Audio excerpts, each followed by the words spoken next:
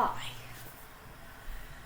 I hope you will forgive me for being very, very informal today. But I wanted to give you, I'm like in my pajamas. I've been taking care of dogs. Um, Crazy town, unexpected, lots of things that go with the eclipse window that kind of kept me away from doing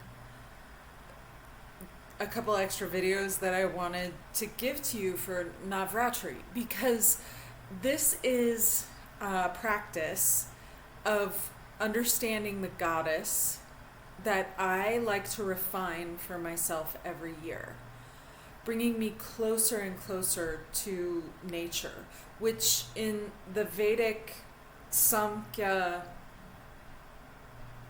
way of learning is called Prakriti. It is one of the two forces that create nature, that specifically create the three gunas. And at Navratri, we're celebrating these three forces of nature, these three qualities, the gunas, in the form of the goddess. Now, they also, everything is threes, right? So all takes the form of the goddesses, the 9 goddesses, which are divided into 3 parts, but also the 3 main chakras. And yesterday, we were observing Shailaputri, right? The goddess of composure is kind of the way I'm choosing to look at it this morning. As I'm going back through the materials that I've created over years for myself, and I'm exploring this with the Shivananda yoga group, Gurgaon, doing fasting and meditation, and working really hard in America in a time when things are really weird. I am opening up to this idea that Shailaputri is the goddess who set out the intention to be Brahmacharya, which there isn't a female wisdom seeker at the time of these goddesses, and she was the one, the first goddess of Navratri, in my mind, in my ideation, my Western mind's idea of what has been going on with the forces of Prakriti and Purusha. And Purusha is Shiva, and Prakriti is Shakti, the male and female energies that come together, create the gunas and create the world, and also create our bodies. There's a way in which Prakriti, Shakti, is classical physics, and Shiva is quantum.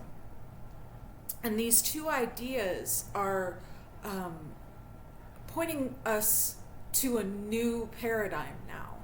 We're leaving behind the confusion of a materialist world, and we're starting to understand that it's both and, right? It's spirit and matter that come together. That's a lot. That's what's on my mind this morning. But when I was thinking about Shailaputri, I was thinking she was the one who decided we have to change the paradigm, right? She understood the quanta as a real phenomenon. She understood that there was not just the material world, there was also how it feels to be in the material world and what experiencing matter is like. And she decided she was going to find out, right? She was going to compose herself in such a way that she wasn't going to die for trying to be a woman who wanted to understand wisdom. She was going to keep herself composed and courageous, and she was going to find a way through. Now, today we get to Brahmacharya, and Brahmacharya, I hope I'm saying that right, I may have her name wrong, was the first female wisdom seeker. But she realized that she was going to have to marry, because think about where she was, and think about classical physics. you're going to have to bring these forces together in order to get understanding, right? You're not going to be able to just say, oh, leave the physical behind. You're going to have to acknowledge it. You're going to have to marry any ideas of spirit to matter, because matter is also something that we all experience, just like feeling what it is to be in matter. We all experience matter. So she decided that she was going to marry, but before she did, she's like, I'm really going to experience spirit, and I'm going to do this, what they call tapas, right?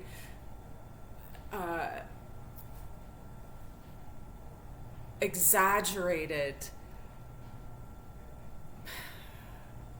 abstinence, renunciation, boiling it down to the bare bones. Like, all she drank was Ganges water and ate a couple plants every now and again. And this went on for thousands of years. The goddesses came and protected her because they realized what she was doing.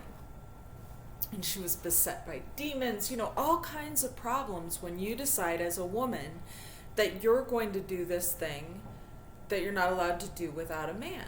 But she was clever about it, and she decided, I'm going to draw him in using the spirituality that he has kept me out of.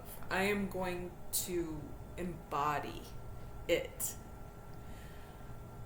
That's the point of what we do, is trying to embody wisdom. And we can't forget that that's our enterprise. We have lots of forces of ignorance around us right now. We only have our bodies to work with. So the meditation that I gave you before, and the meditation that I'm doing a lot of for the next 9 nights with one of my favorite teachers, Menaka from Shivananda Guragaon, and a group of other people. This meditation where we're relaxing into awareness, yes, but also we need to be like Brahmacharya and realize that there are some energy blockages that we need to remove. One of the great things about purification is it's an attitude. It doesn't have to be a fast or, prolonged meditation. You can slide right into relaxing as awareness, and I hope that you've been able to do that with some of the work that I gave you, but if not, you might have to find the right way to slide into that, right? And the way that you can see the world in a different way, because I think it helps to put a lot of the difficulty that we're going through societally and globally into perspective. There's only one person suffering that I can really do anything about, and it's mine. I have a series of energy blockage removal exercises that my teachers at City Yoga in a different part of India, Reykjavik? Sorry, I should know that. I took classes with them in 2020. They gave me this series, and I'd like to give it to you. Now, these are a little bit more strenuous than some of the exercises that we've done before, but we'll try to modify them as we go along. So what we are beginning with is Dandasana, which is the seated posture with the legs extended out in front. Now, I'm trying to create a 90-degree angle here. So what I've got going on is my sit bones kind of behind me so that my pelvis tilts forward a little bit.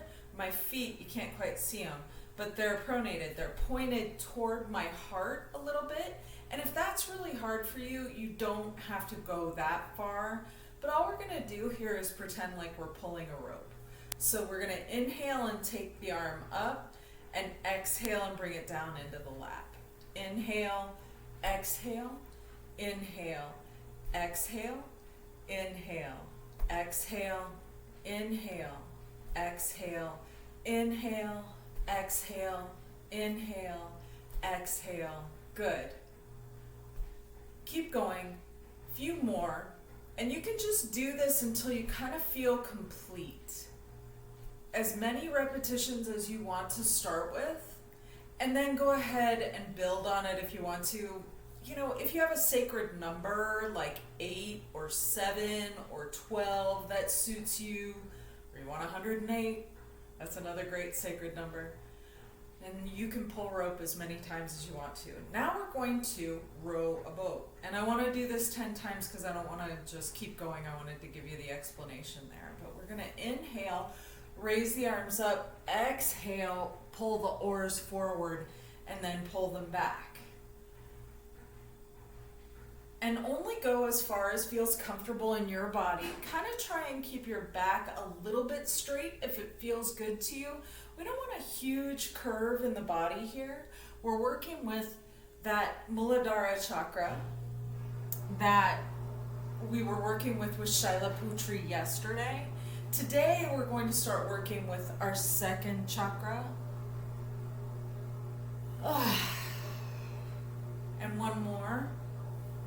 I want you to do a thorough investigation of whatever second chakra means to you. It's generally about sexuality and interfacing with other people, as Brahmacharya decided to do in her very clever way so that she could explore Purusha within Prakriti.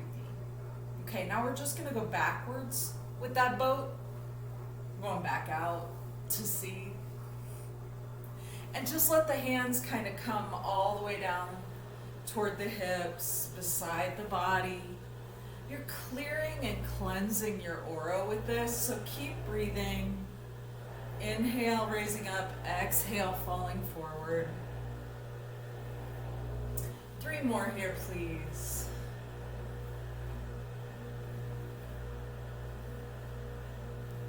Excellent. Now, we're going to spread the feet just a little bit farther apart. If you like to go farther than mat width, and that's comfortable for you with this, just make sure you lift the gift out of there so that you're on your sit bones and your pelvis is tilted forward a little bit. And we're going to churn the mill. So we're going to start, I always start Widdershins, you guys. I am just a counterclockwise kind of girl, but feel free to go clockwise. Of course, we're going to switch direction here, clearing out lower and sacral chakra energy, and we're moving into the second chakra. So we want to clear out some of these energy blockages. Excellent. And then let's bring it back and go in the other direction. As I've said, it doesn't matter how many repetitions you do with this exercise. Just do it until you feel comfortable. Feel complete, I guess, is how I kind of go with it at this one. Excellent. 1 or 2 more. And if you feel like leaning back, you can really lean back as well. This one will help your hips.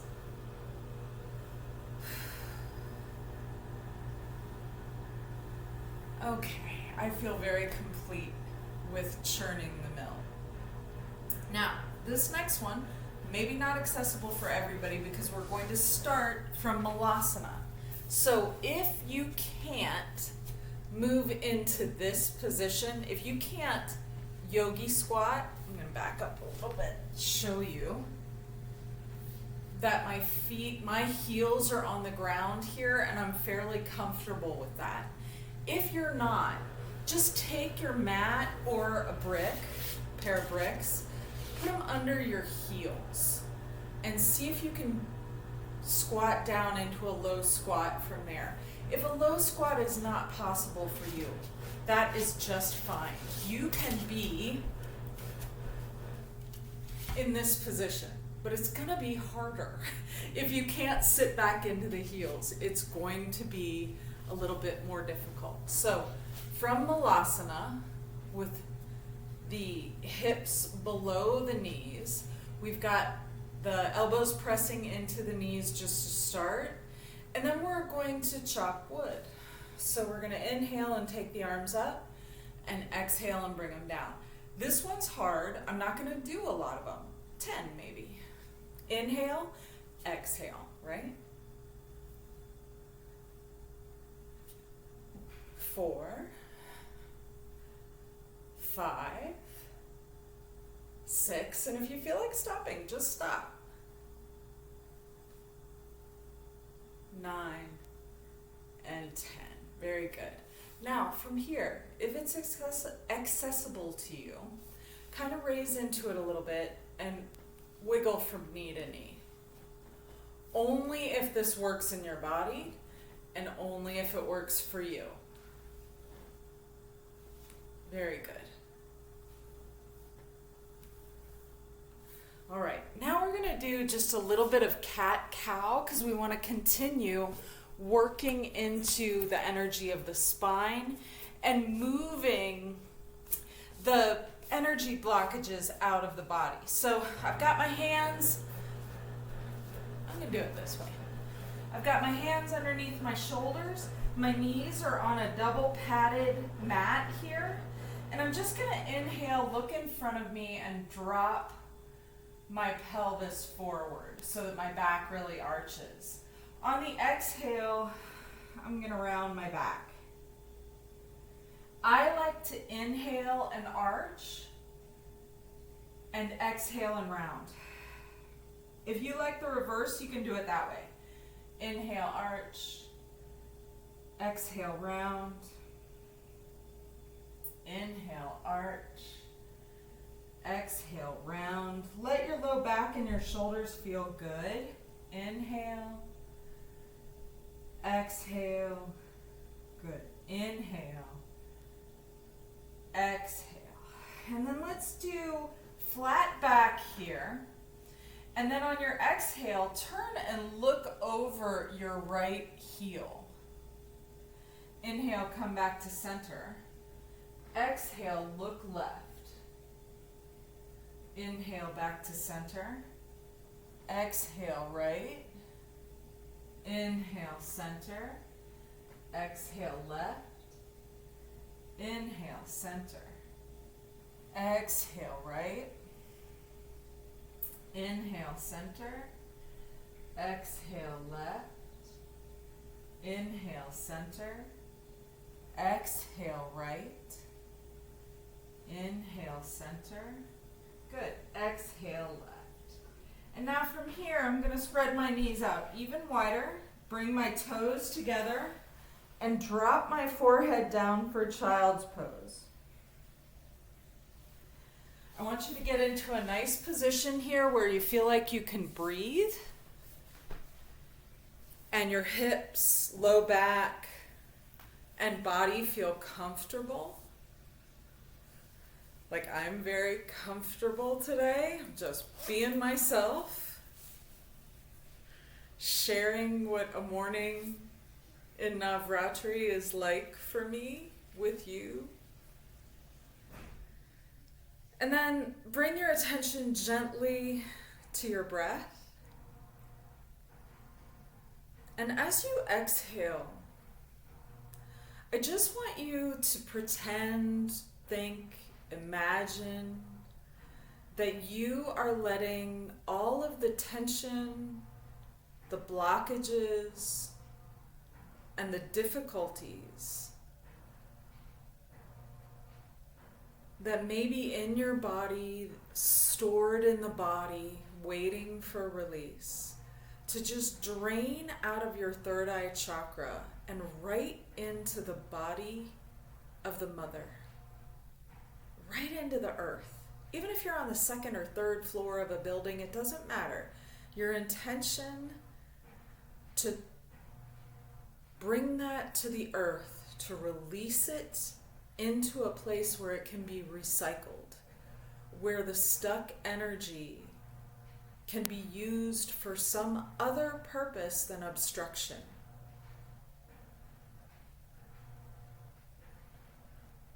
And then, as always, I'd like you to find the geographical center of your brain.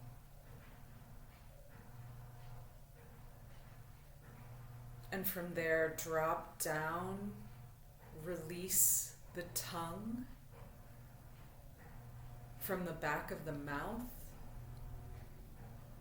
and the top of the mouth, dislocate your language center.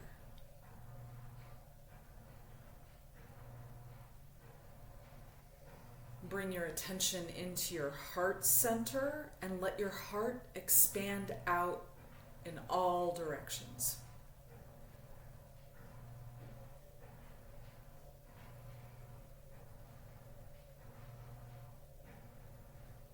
All the way out through the entire cosmos. You are a cosmic being. And now practice the hakalau. Let there be a focus behind your eyes, internally. Give a slight smile with the lips. Notice the periphery.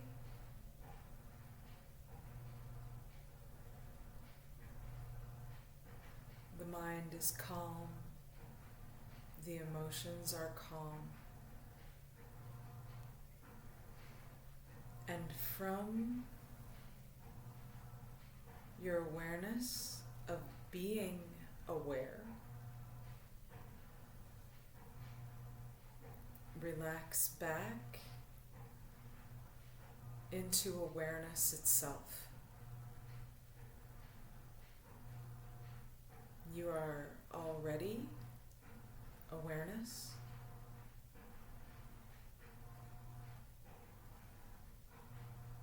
So you are wired to do this. It is like saying yes to this moment.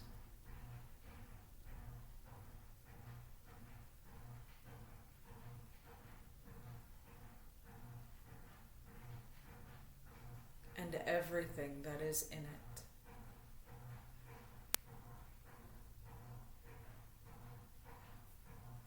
True virtue is in the equalness of all things. Be that.